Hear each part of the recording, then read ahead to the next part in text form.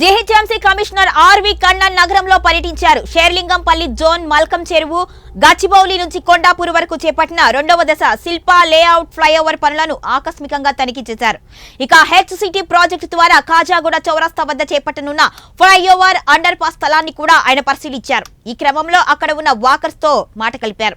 Malcolm చెరువులో sanitation కుక్కల బెడదపై commissioner కు ఫిర్యాదు చేశారు వాకర్స్. ఈ విషయంపై తక్షణమే స్పందించిన కమిషనర్ వాకర్స్ ఇబ్బంది లేకుండా నిర్వాహకులతో మాట్లాడి చర్యలు తీసుకోవాలి అని అధికారులకు ఆదేశాలు జారీ చేశారు. చెరువులో స్మార్ట్ డ్రైన్ వాటర్ ఎక్కడి నుంచి వస్తుంది అని అధికారులను అడిగారు కమిషనర్. దుర్గం చెరువు నుంచి ఇళ్ల నుంచి స్మార్ట్ వాటర్ వస్తున్నట్లుగా కమిషనర్ కు వివరించారు అధికారులు. స్టార్మ్ వాటర్ చెరువులో రాకుండా చర్యలు చేపట్టాలి అని అధికారులను ఆదేశాలు జారీ చేశారు. శిల్పా లేఅవుట్ రెండవ ఫ్లైఓవర్ ఓపెన్ పనులపై కూడా పరిశీలించారు కమిషనర్. ఫ్లైఓవర్ పనులను ఈ నెల చివరికి పూర్తి చేయాలి అని ఆదేశాలు జారీ చేశారు. భూసేకరణ పూర్తి చేస్తే సర్వీస్ రోడ్డు కూడా పూర్తవుతుంది అని కమిషనర్ కు తెలిపారు ప్రాజెక్ట్ ఇంజనీర్లు.